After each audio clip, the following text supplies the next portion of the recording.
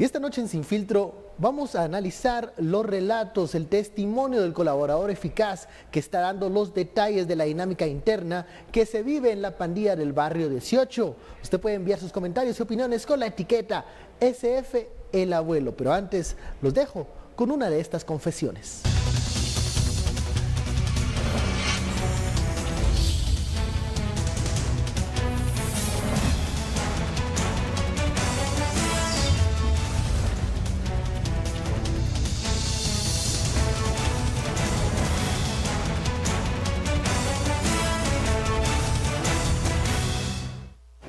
Yo decidí abandonar esto pues porque, como le digo, antes era una guerra entre pandillas, no con la población. Y se empezaron a meter con el pueblo, a matar niños, a matar mujeres, a extorsionar hasta una señora que vende tortillas, hasta un chiclero. Póngale qué tanto le va a dar él. Entonces yo ya no congeniaba con ellos. Antes estaban las reglas de que si uno iba a matar a alguien, pues tenía que ser específicamente, póngale que si yo iba con mi familia, pues tenía que ser específicamente a mí.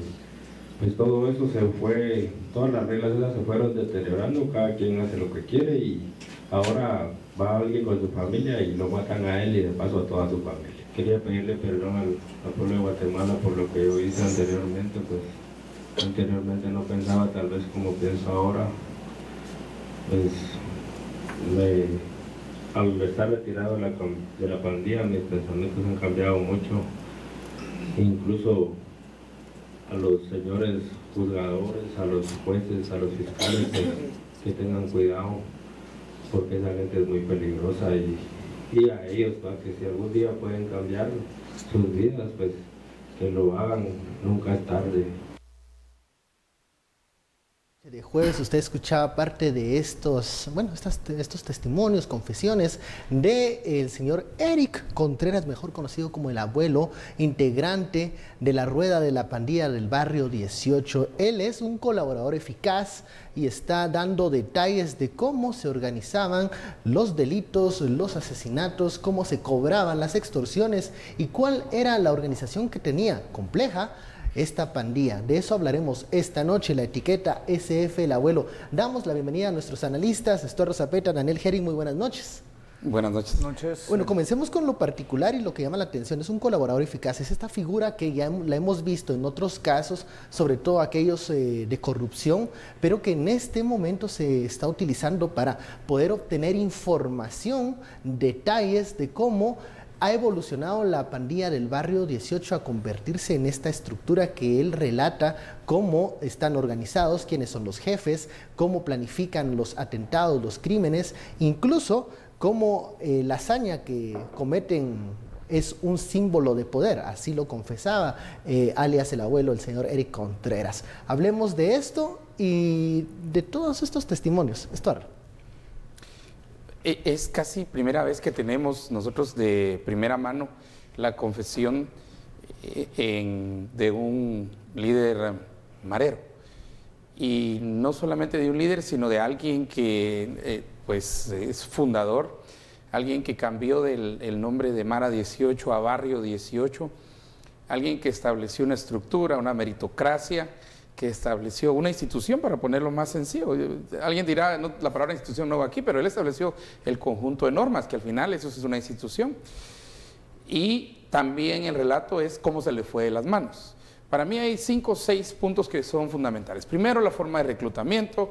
Él explica que a un marero se le recluta desde los 8 años, algo que ya por años hemos explicado, no solo aquí, sino en la radio, por escrito, en análisis y todo esto, que mucho cuidado a los papás. El marero se recluta a los 8 años, porque su mente está moldeable, es más fácil que obedezca, se vuelve más aspiracional ser el líder, ¿verdad? Segundo, los niveles de cómo manejaban el dinero. Originalmente pues era extorsión, digamos, de grandes cantidades a personas, digamos, a buses, a empresas, pero que luego esto se le fue de las manos y empezó a hacer el chiclero, la señora de las tortillas. Para quienes vivimos en la zona 18 sabemos cómo funciona ese nivel de extorsión, digamos, muy pequeña, extorsión hormiga, pero que le funciona ya sumado el número de tiendas, pinchazos, tortillerías, le funciona muy bien a los mareros. Él cuenta que en realidad es el resultado de haber perdido esto. Luego la meritocracia, ¿verdad? Cómo es que alguien va ganando los espacios dentro de la mara.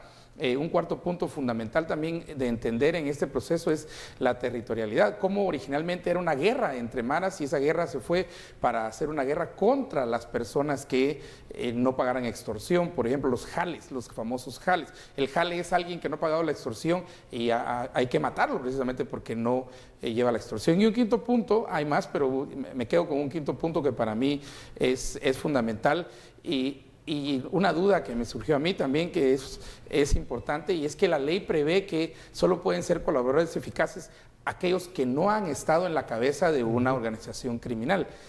Ahí con lo del abuelo que era a la cabeza de la organización criminal, me queda una duda y no sé, por supuesto que esto ¿En qué parte del organigrama, ¿En qué parte del organigrama estaba? Porque si él puede ser...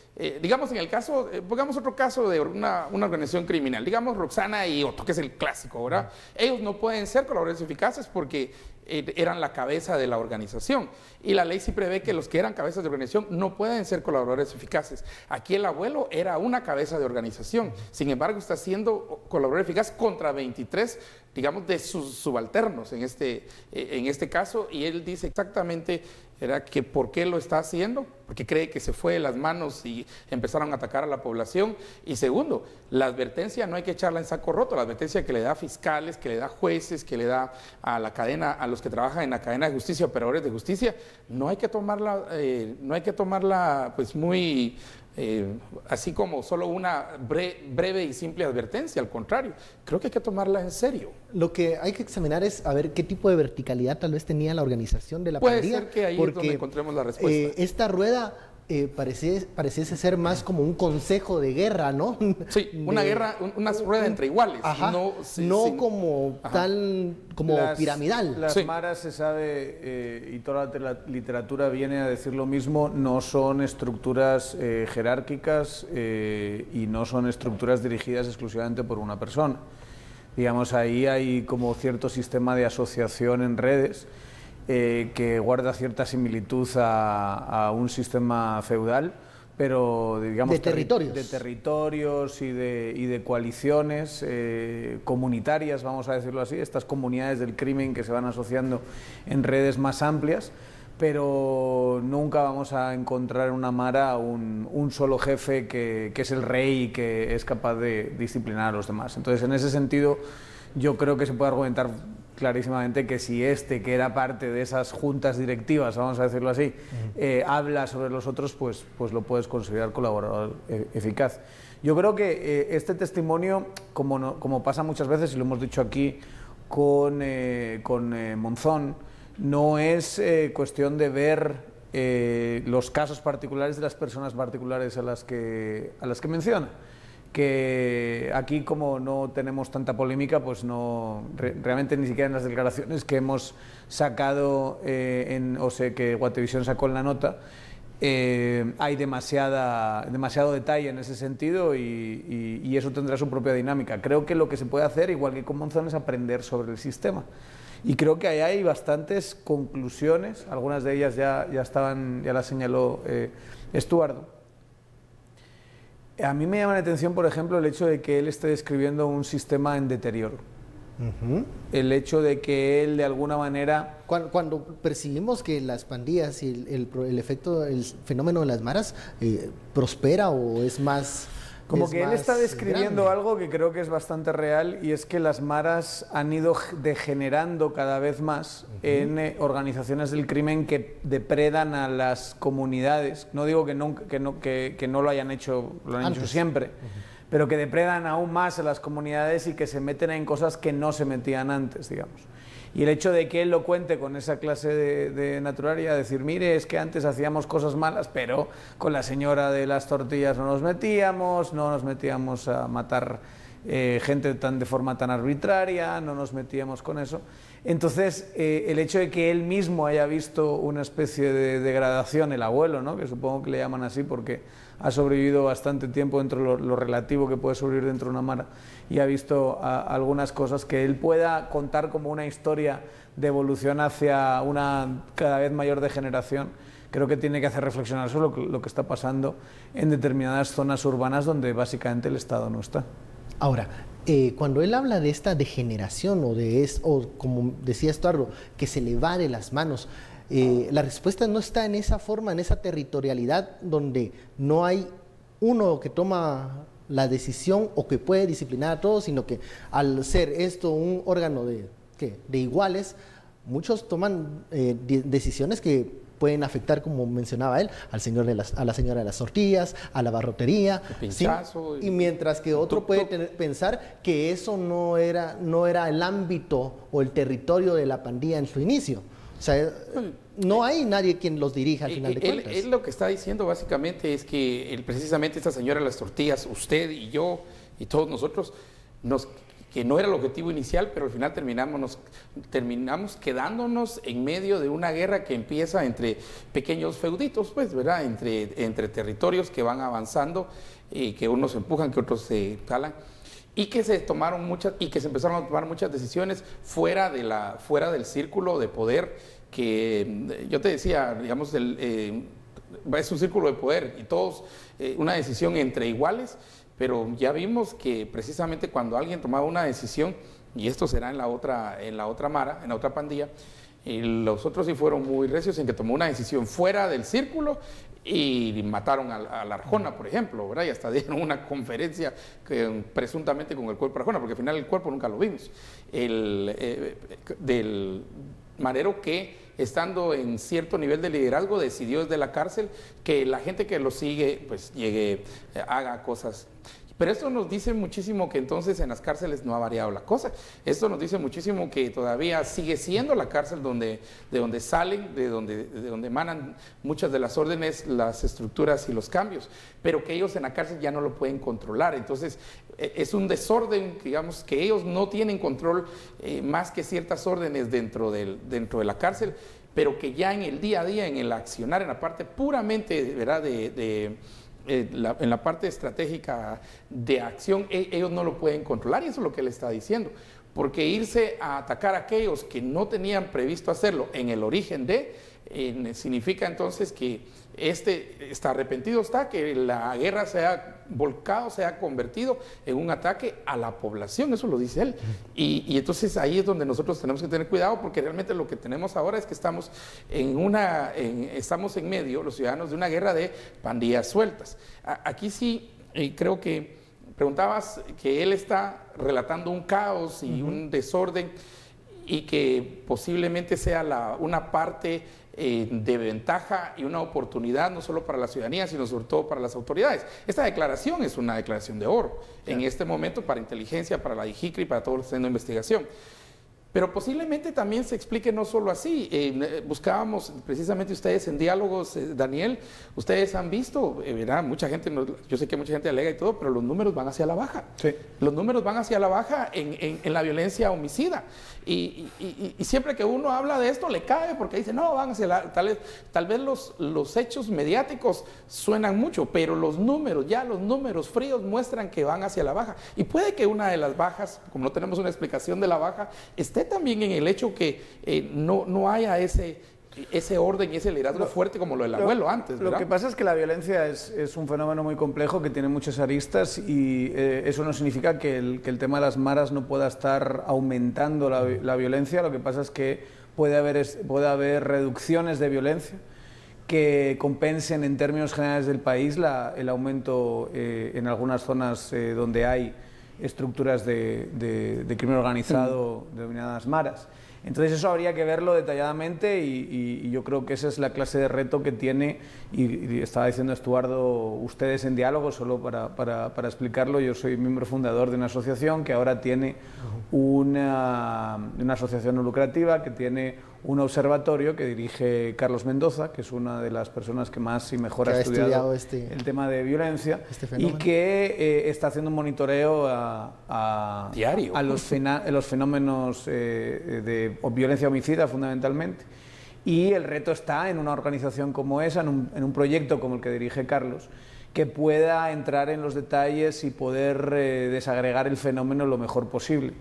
La dinámica del país ha bajado, eso no significa que las ciudades y los municipios que conforman la gran ciudad de Guatemala, digamos el área metropolitana extendida, no solo Guatemala, sino Mixco, Villanueva y demás, no significa que allí no se haya aumentado, porque sí se ha aumentado en algunas de los municipios la violencia. Entonces eso hay que desagregarlo bien y luego tienes que empezar a ver las causas y a ver si se puede sacar más información sobre el tipo de arma y sobre, digamos, explorar un poquito más y mejor el fenómeno violento, que claramente está en descenso en términos generales del país. Yo creo que porque hay unas zonas muy pacíficas en el país que tiran hacia abajo la estadística en comparación con otras zonas como la ciudad de Guatemala, que la tiende a subir. Okay. Vamos a la primera pausa, regresamos con más confesiones de El Abuelo. Volvemos.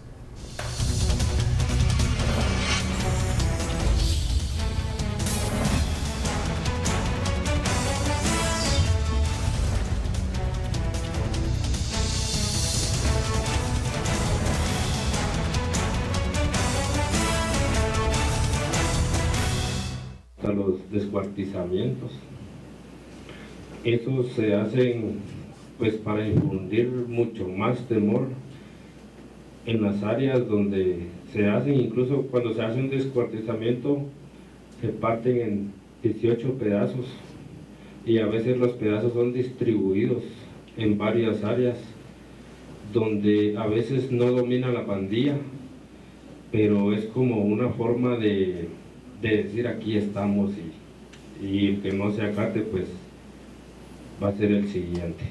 ¿Cómo ingresaban esos teléfonos o cómo obtenían ustedes estos teléfonos? Pues a base a veces de las visitas o a veces con la misma gente del sistema penitenciario. ¿De qué forma eran trasladadas estas órdenes? Pues en esos tiempos no había bloqueadores de señal en las prisiones y se trasladaban pues por llamadas telefónicas. Ahí se giraban las órdenes o en visita. A veces los mismos jóvenes que estaban en la calle los iban a visitar a uno, o incluso los familiares, las esposas, o por parte de abogados. Ahí es donde salen las famosas nubes. Todo eso se manda por claves para que el mismo abogado no lo entienda. Y póngale que tipo, a veces cuando decíamos, mira, allá donde la Carla se fue la luz, haz el favor de déjela poner. Nos referíamos a veces al sistema penitenciario. Son declaraciones de Eric Estrada, alias El Abuelo. Uno menciona la barbarie en contra de los enemigos de la pandilla y que era al mismo tiempo un mensaje para hacer sentir la presencia del barrio 18. Y dos, la vulnerabilidad del sistema penitenciario. Relata diferentes formas de cómo conseguían comunicarse y dar órdenes hacia afuera y cómo los jefes de la rueda, a pesar de estar en la cárcel, seguían dando órdenes a sus huestes que aterrorizaban a las comunidades afuera. Nada que no hemos discutido acá, no. Cosas que se saben, siempre impresiona, siempre es difícil las noticias cuando uno ve los relatos de lo que sucede y la guerra entre pandillas y los mensajes macabros que se daban unos a otros para infundir terror. Eso es una cuestión que incluso mantiene en zozobra a las mismas comunidades y poblaciones en donde el barrio 18 está presente. Y dos, ¿por qué no se controlan los centros penitenciarios? Algo que aquí también hemos discutido y que, bueno, vemos que no hay una solución de fondo para ese problema. Novedades, yo creo que son cosas que ya se sabían, pero dichas de alguien de la rueda es impactante. Pero yo creo que la novedad es el nivel de organización. Y en todo caso, lo que está confirmando es que los bloqueadores de alguna manera sí funcionan en la cárcel. El problema de los bloqueadores es que bloquean de una vez toda una zona, ¿verdad? A vecinos y a y a muchas personas que no tienen nada que ver con el asunto, pero por ejemplo en el preventivo, cuando tienen en el sentido bloqueador, bloquea gente de la zona 6, porque la zona 6 está al otro lado del barranco, ¿verdad? Y es un problema de ubicación del centro carcelario. Y de intensidad, ¿verdad? También. Pero ¿por qué bloqueadores? Porque entonces la vulnerabilidad, uno, del sistema, de los guardias del sistema penitenciario, pongámoslo, él dice que a través de guardias, y es correcto. Dos, los abogados se convertían en más que abogados, se convirtieron en básicamente mensajeros. Tal vez no facilitadores, porque en mucho, como él explica, los abogados, el mensaje que van era en clave, entonces tampoco lo entendían. Solo lo entendía el otro que lo recibía. Claro. Pero, canales más o menos. Sí, en canales, ¿verdad? Luego las esposas, los papás, los familiares, los homies, o sea, los otros que estaban en la calle. O sea, un sistema bastante interesante de comunicación. Y yo regreso al de la familia, porque el de la familia es el que se ha vivido en Chimaltenango. El movimiento de varios líderes mareros de las cárceles de aquí, de la ciudad de Guatemala, a la cárcel de Chimaltenango, hizo que no solamente se moviera el marero, sino que junto con el marero va toda la familia, va la esposa, la mamá, van los hijos, la amante, van todos. Y estos empezaron a generar núcleos comunitarios alrededor de la cárcel de Chimaltenango y luego dentro de la ciudad de Chimaltenango, y de ahí que uno de los pueblos que precisamente presenta, aunque en general va a la baja, pero que presenta un alto impacto todavía en el altiplano es Chimaltenango. ¿Cuál si uno lo compara con Totonicapán? Que creo que Totonicapán es el más pacífico de todos, ¿verdad? Totonicapán y todo eso, uno dirá, ¿cuál es la diferencia? Ahí y mucho asalto, mucha extorsión, los mareros controlan el sistema de tuk-tuks en el pueblo, ¿verdad? Hasta queda lotería que venden de calle en calle. Hay muchas cosas que entonces se están controlando y fue por el movimiento. O sea, hay un soporte familiar, ese es el punto. Pero el soporte familiar funciona porque permite esa porosidad, ese intercambio. Y todos viven de eso. Entonces, la solución aquí, algunos dirán que es encerrarlos en Bartolinas, es en tener un sistema mucho más eficiente para evitar lo que se sabe que van a realizar, que es intentar entrar celulares, mandar mensajes con los familiares. Romper ese nexo que mencionas hace que tengan un soporte los integrantes de la rueda y puedan incluso seguir coordinando actividades aunque están en prisión. Yo siento que el problema, mire, para una estructura tan débil como el sistema penitenciario, controlar a todos los criminales a la vez es muy complicado. Pero hay algo que sí creo que se podría hacer y que podría tener mucha más efectividad, y es crear un historial criminal de cada una de las personas que entran en el sistema penitenciario. Al final del día, lo que pasa es que el sistema penitenciario no sabe quién es esta gente que está entrando, no sabe qué nivel de peligrosidad tiene, no sabe qué perfil criminal tiene, no sabe qué tan arriba está en la organización. Me refiero individualmente. O lo pueden saber de una manera informal en el contacto con los presos, pero no existe esa clase de historial que te clasifica a los reos por peligrosidad. Y al final todas estas estructuras que funcionan en redes sí tienen, aunque no tienen un solo liderazgo, tienen liderazgos. Hay algunos que son los que mueven todo esto. Si fuésemos capaces de identificar quiénes son las personas concretas que mueven las decisiones, y esas personas tenerles mayor control de qué clase de aparatos manejan, de con qué gente se relacionan, y etcétera, etcétera, creo que se podría tener una política de descabezamiento mucho mejor. El Salvador es un gran ejemplo. El Salvador tenía una política penitenciaria horrorosa que funcionó muy mal, que fue meter a la gente, a las maras, en cárceles, pero clasificados por maras. O sea, aquí metemos a los de la 18, aquí metemos a los otros, para que no se peleen, ¿verdad? Claro. Lo que generaron fue generar más estructuras, se organizaron mejor y tuvieron muchísima más capacidad de actividad criminal.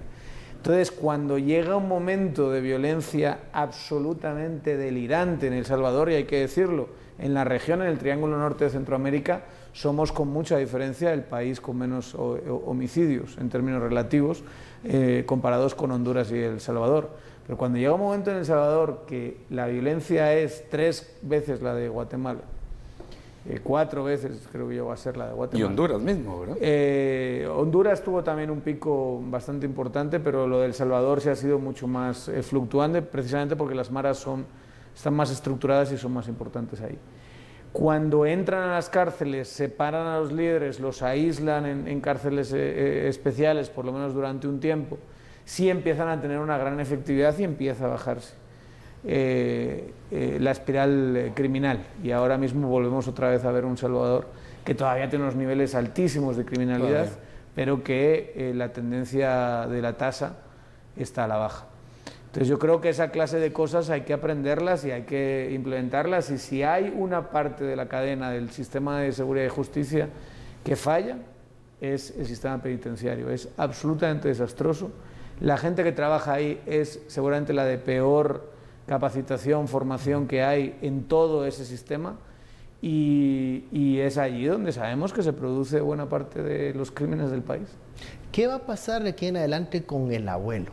Que, como decimos, es un colaborador eficaz y que está hablando en contra de que otros 23 integrantes de esta rueda del barrio 18. Incluso cuando él está dando estas declaraciones por video, en video están viendo los 23. Están los 23, porque se prevé que puede ser incluso peligroso tenerlos en el mismo espacio.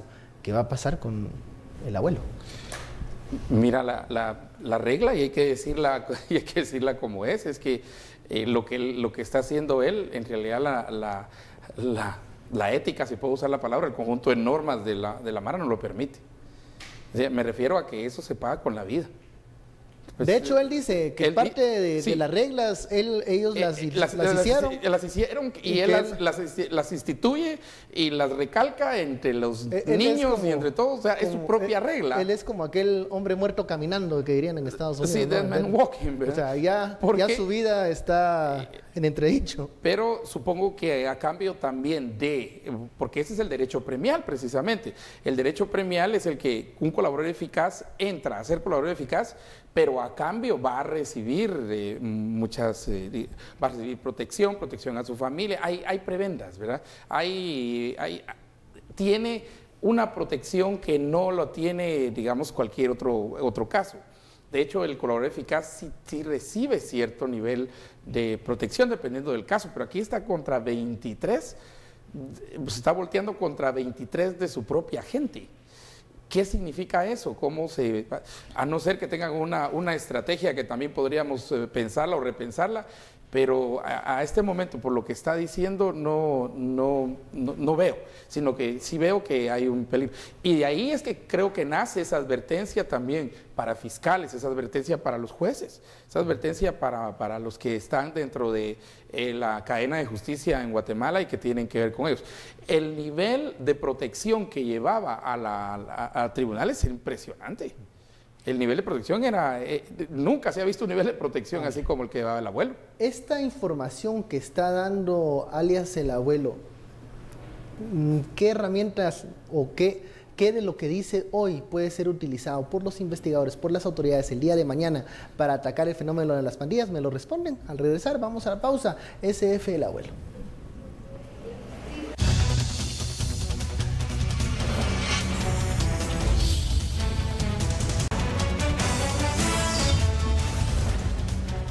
Regresamos a Sin Filtro. Antes de continuar con el análisis, es momento de conocer los temas destacados de Sin Reservas. Adelante, Roldo. Buenas noches, Benkei Chin, y a los analistas de Sin Filtro. Esta noche en A Fondo Sin Reservas haremos un viaje por el corredor seco, donde son ya bastante las familias que han tenido que tomar decisiones drásticas para combatir principalmente la falta de alimentos. Con ello estaremos en breve para que nuestros televidentes vean esta dura realidad. Los esperamos entonces en un momento más.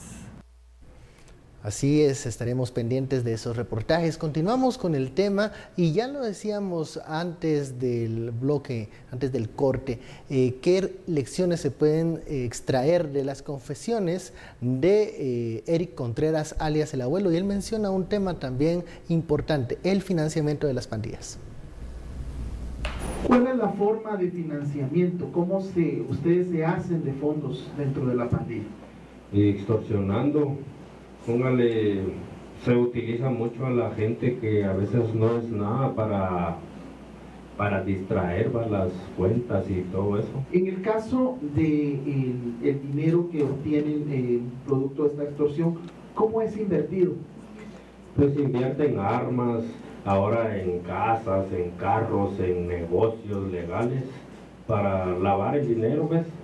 Póngale, incluso se paga a gente para que maten a otras personas, vaya que a veces ellos no pueden. Bueno, estos son los extractos de este testimonio del abuelo. Hablabas, Estuardo, de esta información que puede servir para las autoridades para afrontar el tema de las pandillas. Y yo creo que él aquí está abriendo un nuevo campo, ¿verdad? Un nuevo campo, y es sicariato, porque eso es lo que dice de último. Eso se llama sicariato, ¿verdad? Pero no es el tema que lo lleva él, pero yo creo que ahí sí. Pero tu pregunta era acerca de cierta conclusión y ciertas revelaciones, o sea, ¿qué de nuevo dijo el abuelo? ¿Qué cosas sí, porque que eso no nos gusta sepamos? preguntar cada vez que escuchamos a un colaborador eficaz, ¿no? Sí, pues, ¿qué de nuevo dijo? Bueno, yo creo que esta es la parte fundamental para mí, la forma de financiamiento. Y la forma de financiamiento a través de, como él explica, gente que no es nada. Entonces, es un financiamiento, es un lavado de dinero hormiga, en el cual utilizan a mucha gente con cuentas que la IBE de todos modos no va a detectar, ¿verdad? Digamos, no sé, 4,000, 5,000, 6,000 quetzales, la IBE no lo va a anotar, pero si de esos de 6,000 crece a 80,000 o a 150,000, ahí sí ya, digamos, aún la gente... Por eso está alguien de la IBE en un banco, porque se lo tienen que reportar y se mira, entonces no lo hacen así, siempre lo mantienen. Pero tantas cuentas hormiga, como el contrabando hormiga, ¿verdad? Por eso es bien difícil a veces perseguir el contrabando, porque son tantas personas al mismo tiempo que la autoridad no sabe ni a quién seguir, o es bien difícil verlos. Entonces su sistema de financiamiento, y el segundo punto que yo decía era el de sicariato, ¿verdad? Y los negocios legales, dice él, los negocios legales, o sea que a través de negocios legales hay, digamos, lavado de dinero. Y aquí, en la otra pandilla, ya vimos que ahora, pues, de apodo le dicen el coronel Salvatrucha, ¿verdad? Que está acusado precisamente de ayudar a la otra mara, ¿verdad? En ese campo que era el lavar los ingresos que Correcto. obtenían las maras. Daniel, bueno, para cerrar. Ante tu pregunta, lo que hay que decir es que hay que intentar entender esto como lo que es un fenómeno que tiene, obviamente hay un comportamiento criminal, pero tienes que entender el comportamiento social, digamos, de estas personas, operativo de estas personas, pero también las causas que de alguna manera adornan todo este fenómeno. Y ahí donde lo que gustaría es que hubiese una política integral para abordar esta clase de problemas, ¿no? Y concretamente Gobernación se ha llenado mucho la boca, la actual administración de Gobernación, de que sus objetivos son las maras y esta idea de nombrarlos terroristas y atacarles con una serie de estrategias de seguridad para esa clase de organizaciones, pero sinceramente a día de hoy no tenemos muy claro cuál es el modelo de abordaje que tienen para las maras y cómo informaciones como estas pueden ayudar a entender el fenómeno y atacarlo de una forma más eficiente. Este es un tema muy importante, entonces tener una conversación abierta sobre, bueno, yo creo que las maras tienen que ser tratadas de esta manera, con estas estrategias y vamos a tener estos resultados, pues ayudaría mucho a la conversación. Cuando uno escucha lo poco que se ha podido escuchar a alguien que parece no tener una capacidad muy desarrollada de expresión, como es el viceministro de Seguridad, que parece ser el que es uno de los que lidera este esfuerzo antimaras, y empieza a decir cosas que no parecen tener mucho sentido y lugares comunes y ese tipo de cosas, pues da un poquito de desconfianza, vamos a decirlo así. ¿Cuál es el modelo de estrategia? No queremos información, no hemos visto información demasiado confidencial aquí con nombres y apellidos de casos concretos. Lo que te está diciendo él es una forma de operar. ¿Cómo vas a atacar esas formas de operar? A través de tu política. Y eso creo que falta sobre la mesa, sobre la discusión. Bueno, seguiremos siempre pendientes de este caso y lo que diga Eric Contreras, alias el abuelo, de los detalles de cómo trabajan las pandillas. Otro tema que fue noticia este día es, bueno, sigue esta digamos, ¿qué? Este estira y encoge de qué pasa con los embajadores, porque ya escuchábamos esta semana cómo el vicecanciller advertía que de no retirarse los embajadores se podía dar el famoso non grato. Ahora, como un capítulo más a esa serie, este día el Procurador de los Derechos Humanos pues ha dicho que presenta una acción para interrumpir esa solicitud de retiro de embajadores que realizó el organismo ejecutivo. Bueno, solo de uno. Solo de uno, del señor Anders Kompas. Primero, la valoración de lo que hace hoy Jordán Rodas, que entra a la jugada, aún no se sabe la respuesta del Ministerio de Relaciones Exteriores y por tanto del organismo ejecutivo, pero ¿qué les parece esta movida del Procurador de Derechos Humanos? Estuardo. Bueno, yo lo he pedido en la radio, ¿verdad? Y que primero lo que me sorprende es que no toman la misma medida o digamos este amparo también para que se quede la embajadora de Venezuela, ¿verdad? Y yo creo que es obvio, ¿verdad? Suecia da pisto, Venezuela no. Entonces, lo que están diciendo es que se quede el que da pisto. Los que no han pisto, pues que se vayan, ¿va? Y esto es la embajadora de Venezuela. Eso es la parte más sencilla y más elemental, ¿verdad? Pero aquí empieza otra vez esa división entre las partes, ¿verdad? Entre qué dice el presidente, Ministerio de Relaciones Exteriores, la parte de, por favor, cambien de embajador o saquen a este embajador, y luego la otra parte que dice que se quede, y es el embajador de Suecia, específicamente aquí, que se quede, que vamos a defender que se quede y todo eso. Entiendo que los programas de cooperación incluyen también al mismo Ministerio Público, ya que también otro ente que entraría, digamos, en términos de la cooperación, o el dinero pues que da es también los programas que serían sacar el embajador el Ministerio no Público, modifica, ¿no? los programas de apoyo, la cooperación. ¿verdad? Eso es algo que ha dicho el mismo Ejecutivo y que yo creo que ahora mismo no está sobre la mesa la retirada del apoyo de Suecia. Cuando la canciller Jovel menciona eso mismo, que la buena relación con esos países va a seguir, sí, pero que quieren a otro invitado, esa fue la forma como ella se refirió al embajador. Están pidiendo cambio del representante, digamos. El representante, cambio concreto de embajador, de persona. La gente en el discurso y en la discusión se puede mezclar determinados temas y hablar de que no nos gusta la política de cooperación de Suecia o lo que se quiera, pero no hay que confundir. El gobierno no ha dicho queremos que Suecia salga de nuestras vidas y que no tengamos ningún tipo de ayuda canalizada a través de Suecia. Lo que ha dicho es no nos gusta este embajador, al que ya se resistieron bastante dar las credenciales, que al final se las dieron a regañadientes y ahora están revirtiendo de alguna manera esa decisión. Hay que decir otra cosa, muy importante. Andreas Kompas no es embajador solo de Guatemala, Andreas Kompas es embajador de toda la región.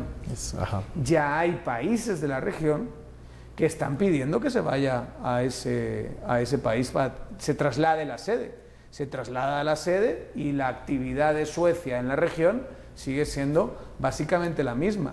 Yo no creo que por sacar a Andreas Kompas se vaya a quedar la gente sin esa cooperación. Las entidades de sociedad civil, que sé que es algo que de lo que ha hablado concretamente Estuardo, ni los apoyos que se dan al gobierno.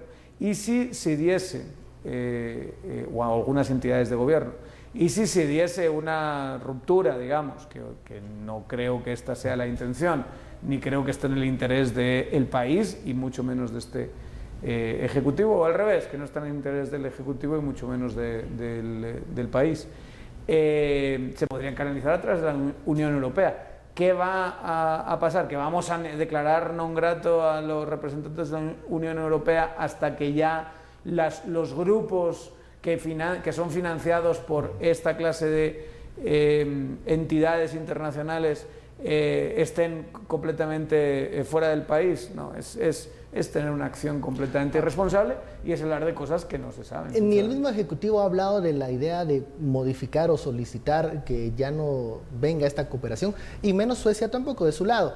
La respuesta de la Cancillería de Suecia fue pedir más explicaciones de la solicitud de este retiro. No ha pasado otra cosa desde ese lado.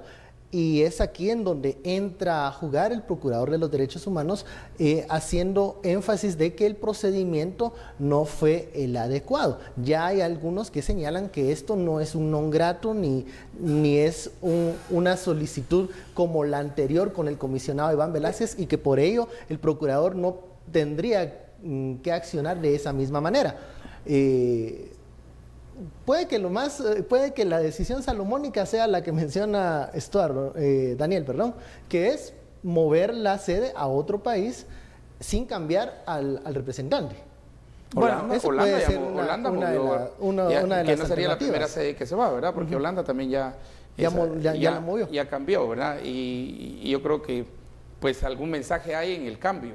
Pero, digamos, mira, aquí para principiar, este es un frente que se abrió el presidente y asociados. No sé qué están tratando de probar o qué están tratando de empujar, pero que es innecesario. De todos modos, suficientes cosas tenían en las manos como para ponerse otra. Y no creo que sea para llamar la atención a este tema.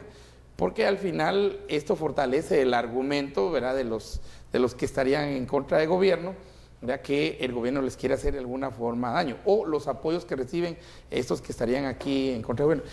Pero además la misma razón por la cual, ¿verdad?, la canciller dio una razón, porque hay que leer el texto ¿por qué me puse después a leer el texto del discurso de Compas? Sí, miren, hay países que son corruptos y hay que atacarlos y necesitan una medicina, y para Guatemala la medicina es... No, pero hay que leerse bien el discurso. Hay que leerse bien ese discurso. Ese discurso dice todo lo contrario a que somos una sociedad corrupta. ¿Sí? Bueno, todo la apreciación que hizo Jovel.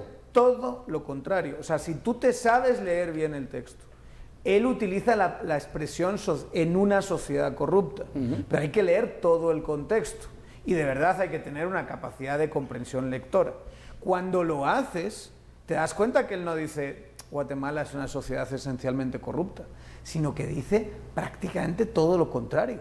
Habla de que la sociedad no es corrupta, sino que son las instituciones, que es el sistema, que hay que reformarlo, que si sigue haciendo un trabajo... Eso molestó. Sí, ese mensaje que acabas de decir, señalar que no es la sociedad, sino que las instituciones las que participan en corrupción. La argumentación no es esa, la argumentación es nos ha llamado y nos ha insultado a todos los guatemaltecos corruptos. Eso fue lo que entendió Jovel. Eso es mentira, no lo entendió. Jovel sabe que no dijo eso.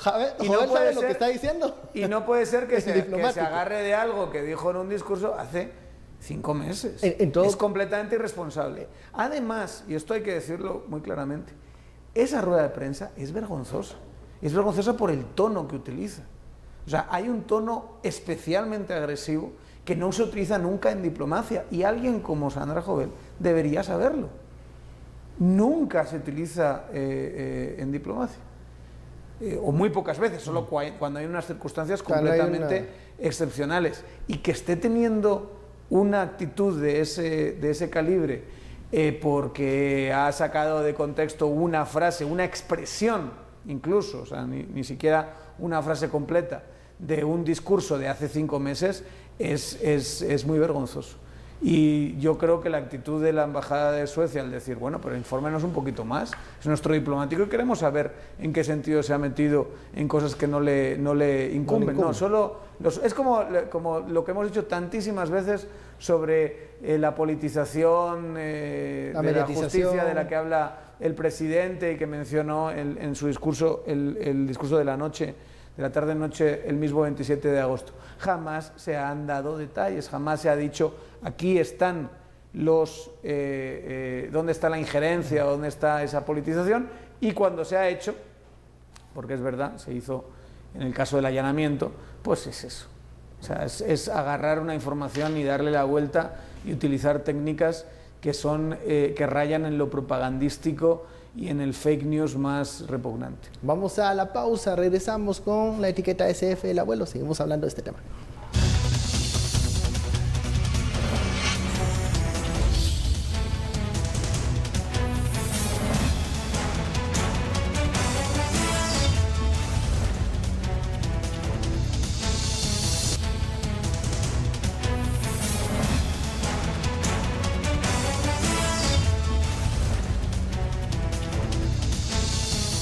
Seguimos en Sin Filtro, gracias por su sintonía. Continuamos con el tema del estira y encoge con el embajador de Suecia y la acción que hoy presenta también el Procurador de los Derechos Humanos. Daniel. Hay que decir, a mí se me gustaría decir algo de la acción del Procurador después de ver el argumento que está utilizando. Me parece que es un argumento francamente muy malo. O sea, ese amparo es muy flojo en el sentido en que se atiene a una cuestión básicamente de procedimiento.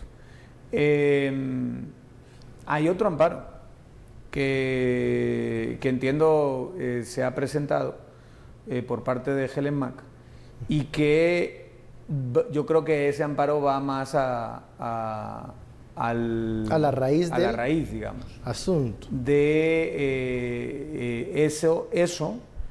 esa raíz es si hubo en la decisión una violación, una arbitrariedad y una violación a principios que rigen las relaciones diplomáticas, ¿no? Que es una buena fe o cumplimiento de los acuerdos. Y el hecho de que, obviamente, el presidente es el que tiene la facultad de decidir, o presidencias los que tienen la facultad de decidir, pero en este caso se han violado principios a la hora de tomar la decisión. Creo que eso es un argumento bastante más de fondo y que allí la pelota va a estar del lado de Dina Ochoa. Dina presidenta Ochoa, ahora de que la ahora es Corte de presidenta, que es la que nombró como magistrada titular Jimmy Morales, y que es la que tiene que convocar y que meter en agenda estas cosas. Y la presión va a estar sobre ella. La pregunta que habrá que hacerse es si ella va a ver estos amparos con la suficiente celeridad como para, valga la redundancia, amparar. No sé si se ampara a compas, no sé si técnicamente es que se ampara a él, o se revierte la decisión para amparar a una población, que ese es el argumento, que se ve afectada por la decisión que está tomando. Hay que ver los tiempos entonces para ver cuál pieza se va a mover de aquí en adelante, si será la Corte de Constitucionalidad. La pelota está sobre su tejado. El terreno de Dina Ochoa. Y ahora Dina Ochoa va a tener una presión que es posible que venga del lado de comunidad internacional, porque otra cosa que no hemos mencionado y que es muy importante es el comunicado del G13. El G13 liderado por Estados Unidos, donde básicamente le dicen: no hagas esto, no te vayas por ahí, estás jugando a un nivel diplomático. Daniela, te estás adelantando porque el presidente bien puede adelantar lo que ha venido advirtiendo desde el martes. La declaración de non grato porque no hay respuesta de parte de la contraparte sueca. Ajá. Y eso lo puede hacer el presidente. Allí entonces tendríamos otra movida de pieza que vendría a plantear estos amparos que mencionas, la raíz de este amparo y por qué insiste en ese aspecto. La decisión de sacarlo, o sea, la decisión de pedir que se vaya, es la que yo entiendo que se está... En este momento sí, pero ya Cancillería dijo, si no hay una respuesta de retirar al embajador, se va a declarar non grato y fuera. Incrementan la presión un nivel más, 2 rayitas más. Por eso preguntaba también en el corte, ¿cuándo regresa el presidente? Regresa ya mañana. Y esa prerrogativa sí la tiene el presidente. Así es, entonces allí de hecho ya la usó con Iván Velázquez. Allí es donde tendría este matiz diferente lo que menciona Daniel. Bueno, examinar sobre el terreno que tiene la Corte de Constitucionalidad si ese amparo puede tener algún tipo de futuro en esta Corte ahora presidida por la magistrada Dina Ochoa. Representante del Ejecutivo ante la CC. En el caso de en el caso de Iván Velázquez, ella no era Dina Ochoa la presidenta. Sí. Entonces sí se metió muy rápidamente, se aceptó ese amparo pero ella razonó el 27 de agosto. Pero es que la parte de que tú manejes la agenda es importante. Sí, porque no es decir sí o no, es decir, bueno, esto lo vemos más adelante. Y mientras lo vemos, lo que te decía, ya está fuera del país. Es darle el tiempo a la otra parte para que mueva piezas. A eso me refiero. En cuanto a los plazos, si no convoco ahora, que estoy esperando que regrese la canciller Jovel. Hay que ver qué tan cerca sigue Dina Ochoa del presidente y qué tanto quiere. Porque al final, lo que hemos dicho muchas veces, estas jugadas al final son políticas, ¿verdad? Bueno, antes de cerrar, vamos a esta bueno, ya en práctica fue toma de posesión de la fiscal general Consuelo Porras. A la sede de Gerona llegaron representantes de cuerpos diplomáticos, de diferentes ministerios, también el comisionado de la CICIG estuvo presente. Estas son algunas declaraciones. Sencillamente fue un saludo para el señor comisionado, ¿verdad? No hubo ninguna reunión, sino solo un saludo, al igual que con otros altos funcionarios que nos visitaron el día de hoy. La FESI tiene uno diferente al que ha estado en el Ministerio Público en general, y sobre ese no habría ninguna variación, y es este en el que el agente o el auxiliar fiscal adelanta la investigación, pero igualmente litiga el caso, es decir, en la FESI no se da la separación entre las funciones de investigación y de litigio. Yo tendré en cuenta cuál sea la disposición que tome. El Ministerio Público nos regimos por un principio que es el principio de jerarquía, y en ese sentido pues estoy a la espera de las directrices de parte de la señora fiscal general. Declaraciones de esta primera reunión que se dio antes de la toma de posesión entre el comisionado y la fiscal general. Impresiones, sobre todo por el trabajo de la FESI. Pero hubo una reunión, ¿no?, después. Sí, durante la mañana, luego una reunión posterior. Y ahí luego sí ya hubo una reunión. Es que esas declaraciones son antes de la reunión. Son antes de la reunión, que sí fue una reunión. Al finalizar la toma de posesión. Digamos, la primera reunión fue un saludo protocolario. Luego se realizó la reunión ya con la fiscal y el comisionado. Que es importante decirlo, o sea, la primera reunión que tiene ella como fiscal general ya investida es con la CICIG. Que incluso aquí se le preguntó si se había reunido con el comisionado y ella dijo no, ya cuando yo esté en el Ministerio Público como fiscal general, y así se cumplió la primera reunión ya con CICIG para tratar, entre otros temas, lo que hemos estado preguntando acá, FESI, que es como que... Bueno, pero aquí mismo dijo ella que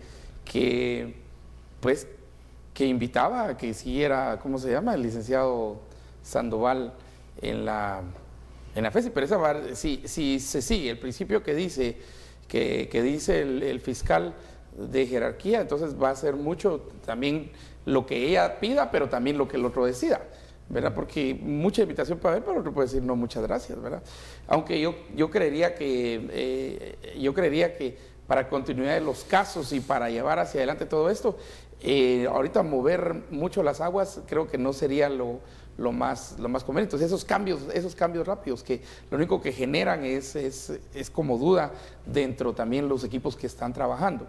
Y luego el reto fundamental, que creo que era del que hablaba el comisionado, que ella lo explicó aquí, y es el de mantener, digamos, una consolidación, ya no solo en FESI, sino empezar esa consolidación de cómo lleva un caso una fiscalía, ¿verdad? Que no lo lleva, no era como antes que se lo pasaban de uno a otro, sino que ya hay niveles y jerarquías y también el conocimiento y la especialización en relación a los casos. Bueno, que pero esa es una de las cosas que va a llevar. Lo que estaba diciendo es que el gran cambio administrativo del que vino a hablar aquí la nueva fiscal, de unir, digamos, a la parte de investigación y litigio, no afecta a FESI, porque FESI ya tiene ese modelo. Yo veo continuidad en el trabajo de FESI. Incluso lo que se había adelantado, tal vez la variante esta de cambiar al jefe de la Fiscalía Especial, creo que no va a ser una de las decisiones que va a tomar al corto plazo la fiscal, porque aquí lo adelantó. Pero ella quiere que siga con el... Pero eso se verá. Lo que pasa es que hay temas que son complejos, porque Sandoval tiene un ascenso. Entonces ese ascenso entiendo que viene con una mejora de salario, y si te dicen, no, mejor quédate donde tienes menos salario, no sé cómo se administra eso, digamos. O sea, hay ahí ciertas cuestiones que sí pueden llevar siento yo, a un cambio, aunque ella expresó que contemplaría la posibilidad, lo dijo muy claramente, de que Sandoval se quedase, por lo menos para terminar los casos que ya tiene abiertos en FESI. Entonces, yo creo, otra lectura que hay que hacer, y que creo que es muy importante, y no ojalá dé tiempo otros días en profundizar más, es el equipo que está planteando entre ellos el secretario general Consuelo. Entre ellos el secretario del Ministerio Público.